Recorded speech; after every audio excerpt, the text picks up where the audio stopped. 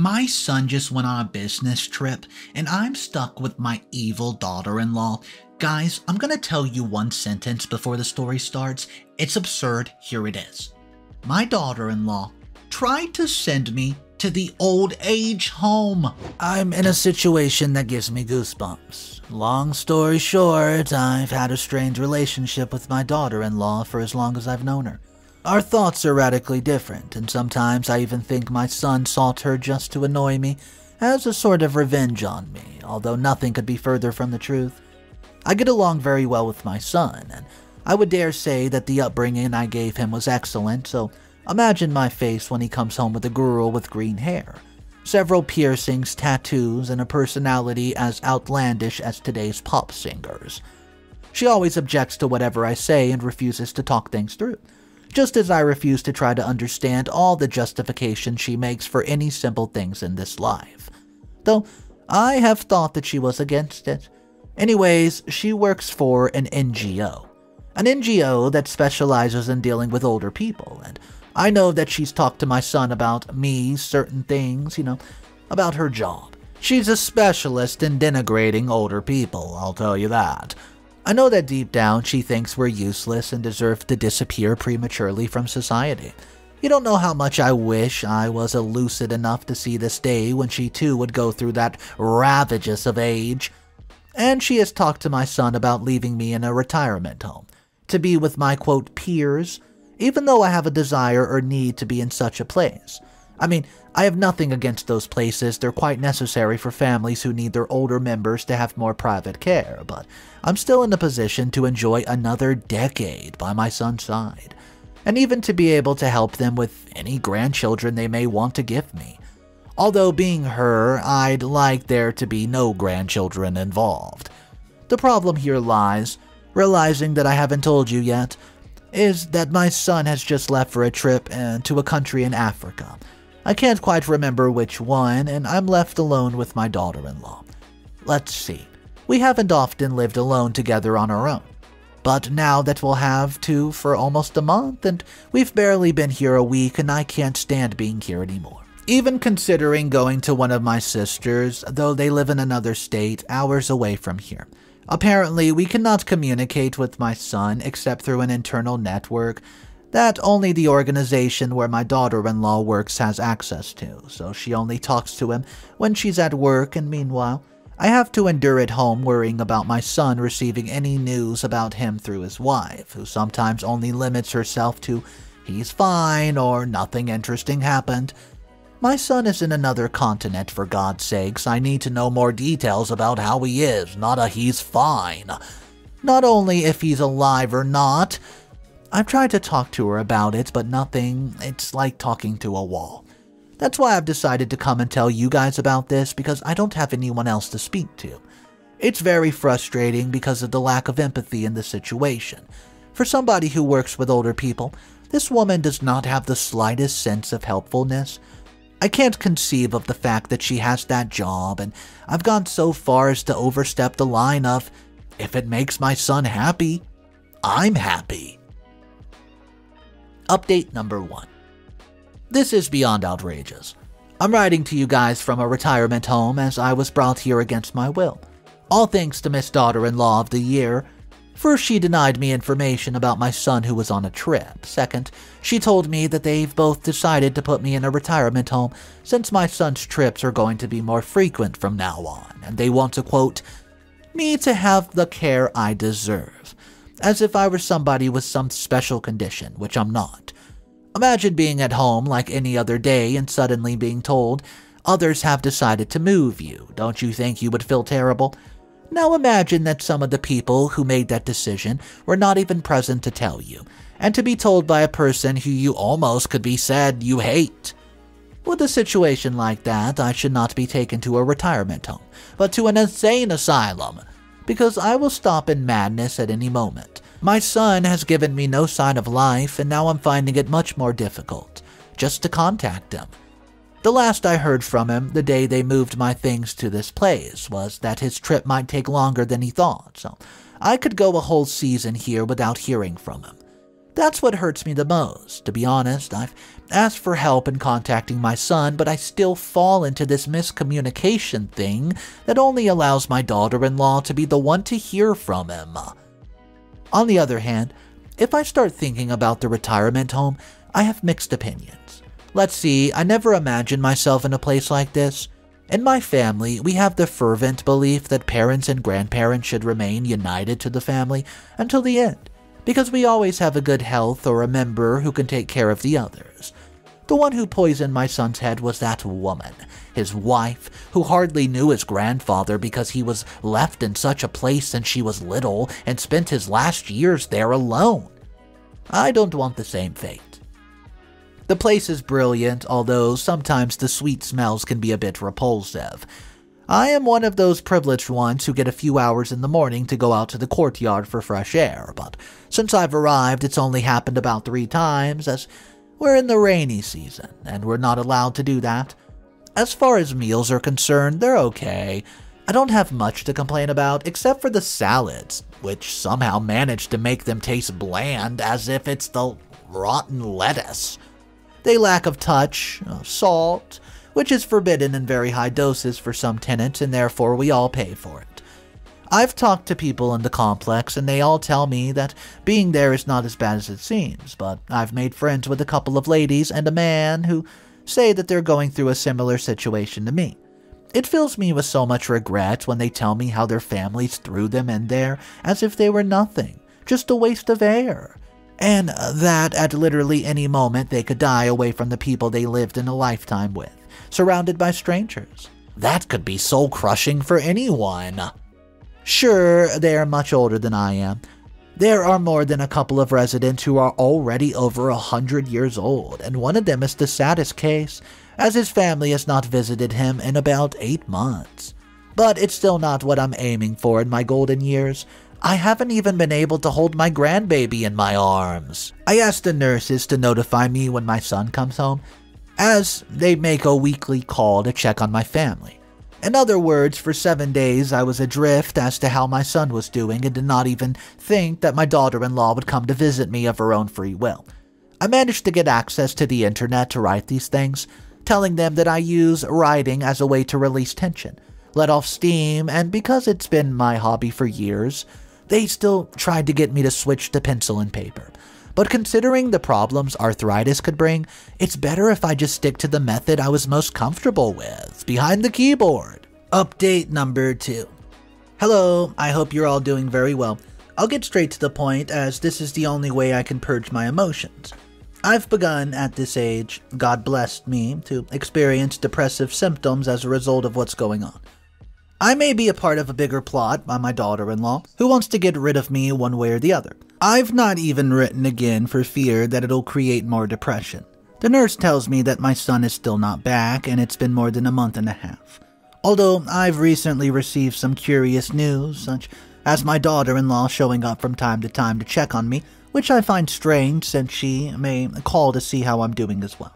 Also, I discovered something recently, and that is that one of the residents managed to see my daughter-in-law and recognized her from a year ago since her daughter works in a clinic, but I did not quite understand what the whole thing was about. Since, as far as I remember, the biggest eventuality was that my son got diarrhea after eating some seafood on a trip to the beach, but other than that, we're all in good health, so I don't understand what she was doing at the clinic. I may ask her about that later. What I'm interested in now is getting back in touch with my son. I have not even been able to talk to my sisters either. I feel like I'm in some kind of prison, and that at any moment I will stop in madness even before, well, my time. Update number 3. I am writing this a day after the last update. I'm fainting from shock. This, I will tell, remains a big secret, but one that I must take advantage of in my situation for the future. With much regret, I must say that my daughter-in-law has had an affair with another man. A nurse at the clinic, that this affair has lasted almost more than a year, but with somewhat unpleasant consequences. Not only did she sully the union that she had with my son, but she ended up pregnant by her lover. In a season that I'm gradually remembering. Last year in the middle, around July to August, my son and she used to have some strong arguments. which he would sometimes share with me for advice. Of course, on almost every occasion, my solution would be for him to get rid of her. But it's not like he was just going to leave his marriage just like that. But had I known this fact, things changed. Now I understand the reason for this time of conflict. I don't know, nor do I care to know when it all started, but from what this lady tells me, it's all going on.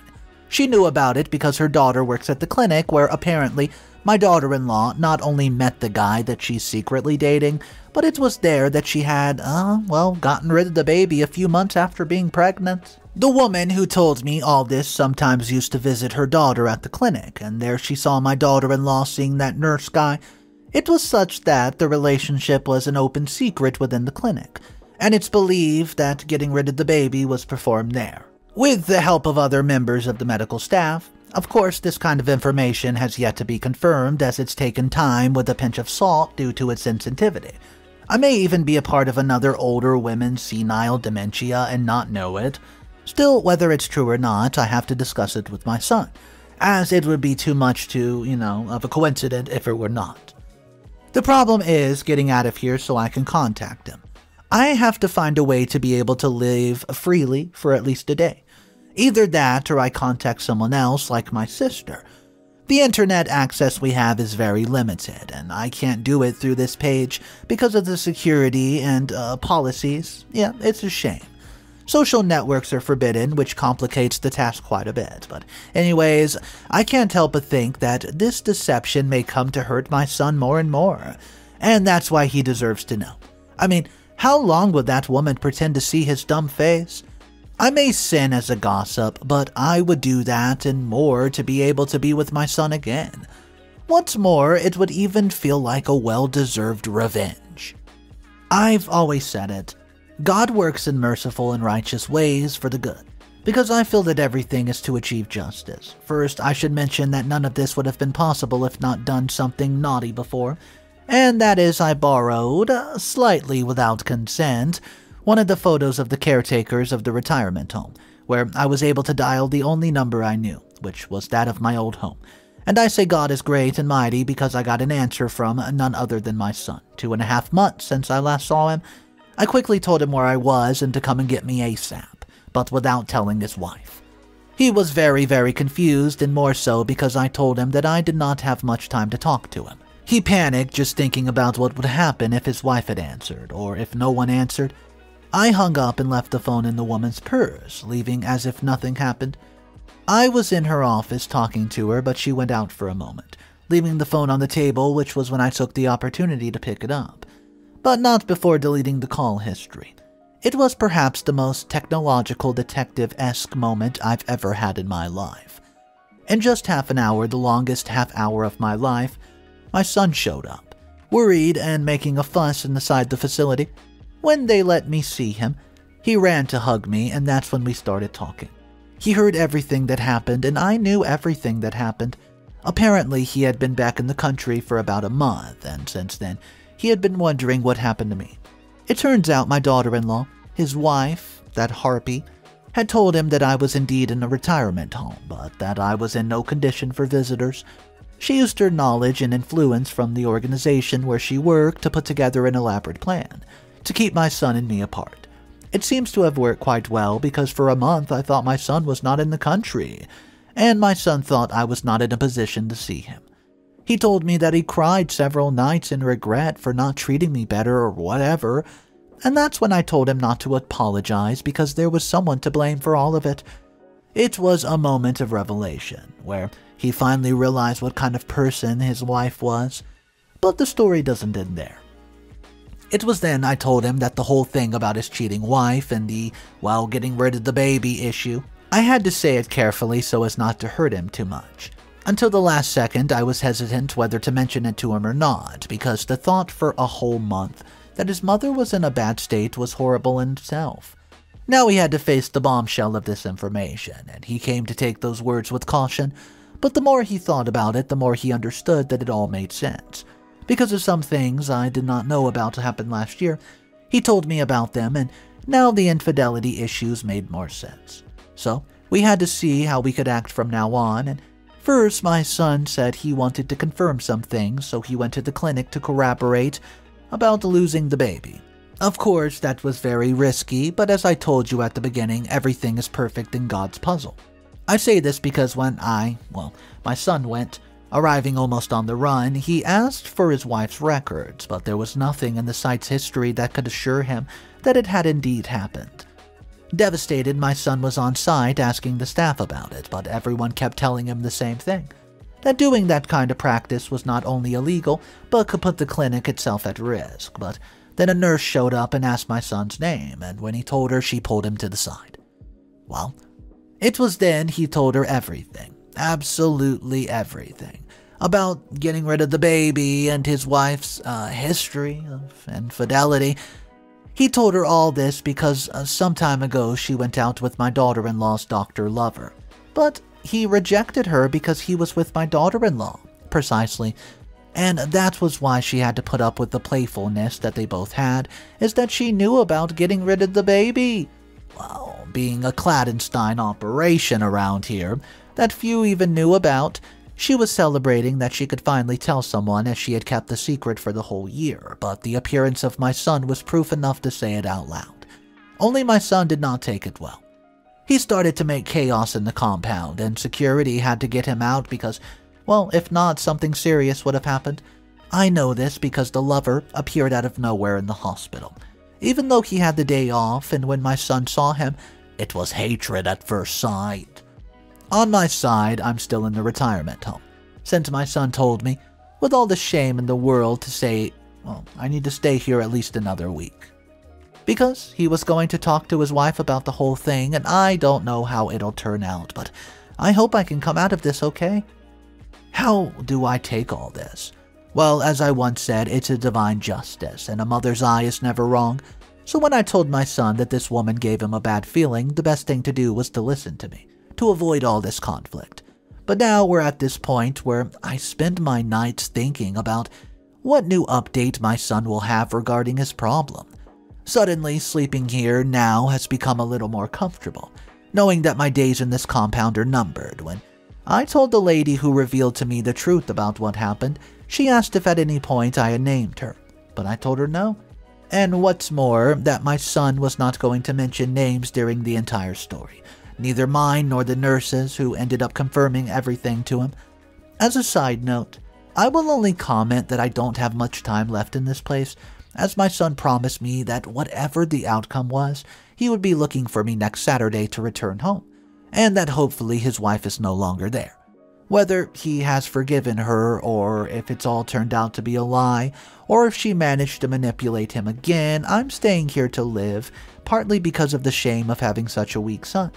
Although, I know that won't happen because for the first time, I saw him quite determined, and those are not the kind of things that you can just let go of so freely. I made some really good friendships here, and I might get to visit them. Sure, I don't think this is my place for now. The only thing I think is there's a divorce involved. Then the chances of having a grandchild on the hands are pretty slim. I just don't want to think about it anymore. Obviously, what I want most is peace and well-being for my son, and for the woman to pay for everything that she's done to me. Update number 5. Tonight, I feel more alive than ever. Arthritis you can go to, where. I did the craziest thing in my entire existence, and I got to savor the best revenge I've ever seen. Even better than movies. You see, it's been about a month since my last update, and I thought I'd leave it at that, but what happened deserved to be told. Well, my son filed for divorce, and my now ex-daughter-in-law agreed to it. They signed the papers, and we all thought that was the end of it, right? Only, it was not. My ex-daughter-in-law somehow, in her complex, made up a strange story about my son inside the company where he works, and almost caused him to lose his job. At first she denied everything, but as we learned more about it, the more we noticed that she was the culprit, and more people corroborated. She made it all seem like it was just a mild comment, but I knew the repercussions it would have for my son's job, and that's why I was reckless again. You may say, oh, but this old lady is too nosy, and she says she's a saint. But when I see injustice in this world, I have to do something about it. That's when I had an idea. You see, every year before the December dates, there's an event at my ex-daughter-in-law's organization. There they all go dressed up and have a photo shoot and even press coverage. Speeches are given, shoulders are patted for quote excellence of the year and good honest work. Only now I would weigh in on this. Several organizations would be present, and amongst them my son's company, who invited me as his plus one since this year's scandal. He had separated from his wife. Just so you know, I plan to talk to someone in a high position in the organization about my son's situation, to make him look good since it was bad that he would be harmed by these rumors. Anyways, I was very hurt by the fact that he looked bad for everything that happened, and even more so because of the use of cell phones was forbidden at the scene since it's something private. Even the press was limited to the classic pencil and paper in hand to record everything. There were going to be about 10 speakers who would talk about the usual visions, missions, objectives of each organization. But amongst them was going to be the woman in question. Look, I'm going to be honest, I wanted to talk to someone high up on the event. But when that woman started to say what she said, I got mad. She started to give a speech that deviated from the stipulation from how much her organization had accomplished. She now went on to how it was, quote, a pretty rough year for her because of her family situation, and she wanted to remind everyone that sacrifices at work are very well appreciated and thanked. I may be many springs old, but in no time I'd ever seen a viler, more hypocritical person say such outrageous things. It was then she was still going on with the speech, which revolved around her and her husband abandoning her or something. That something clicked in my mind, and I stood up. And I stood up from my seat in the room at the event and yelled, "Liar!" And it seemed as if the whole atmosphere had been devoured by a black hole. There was a spectral silence, and almost immediately she asked security to get me out of there. That only played against her. Since that's when you knew something was wrong, people started shouting that they wanted to know more about it, perhaps because of the morbid gossip, and that's when, in my best mom voice possible, I said, "You talk about dedication and hard work despite family situations, but you don't say you cheated on your husband? My son?" Precisely, my son tried to stop me at first, but after it was mentioned to him, he preferred to see where it was going. I feel that deep down he wanted me to talk, and I was more than furious that there was no cell phones to record the affair. Still, we saw later that the people who were worth watching the fuss were in the same room. Summary of what ended up happening. There was a loud argument that concluded with Miss Goodness succumbing to annoyance, and she ended up saying something she should not have. I won't say it in detail so as not to offend susceptibilities, but I'll just say that she insulted me by saying I should stay in the retirement home with other, quote, old people. Only she did not use such nice terms, let's just say. And that shocked the people in the room. I mean, I planned to talk to someone so that she would get hurt, not knowing that she would be setting herself up for her own demise. She was booed, and my son and I comfortably left the area. We went back to the house and I started writing this. Of course, I paused a bit because he told me that apparently the board of his company was talking about starting an investigation into his ex-wife, since such was the display of anger he showed that his organization began to suspect that something was wrong. That, and added to what she did to me by sending me to the retirement home, maybe the investigation, unsuccessful or not, will end up in a lawsuit against her. And that would make me very, very happy, because only then would she pay for everything she did to us. The truth is that I do feel a bit bad, but only because I have no audio-visual record of the event, because it would surely go viral on the internet, as it usually does. Tomorrow, I will go shopping with my son, and I feel that now I can do it more calmly than before. If he finds a woman like that, I won't hesitate to put my spoon into the matter. Okay, this story was just so crazy, guys. The fact that OP's daughter-in-law tried to do this is just so despicable. But I want to talk about some of the comments I saw. There was one comment in particular.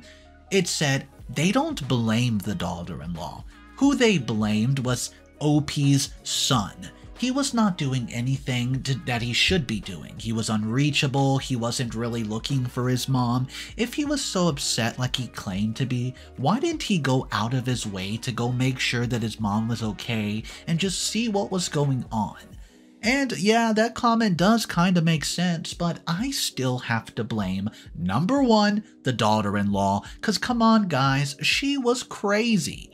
Let me know your thoughts about this story, guys. Drop it down below, let's discuss it. My name's Mr. Reddito, and if you guys are new to the channel, go ahead, hit that subscribe button for daily videos.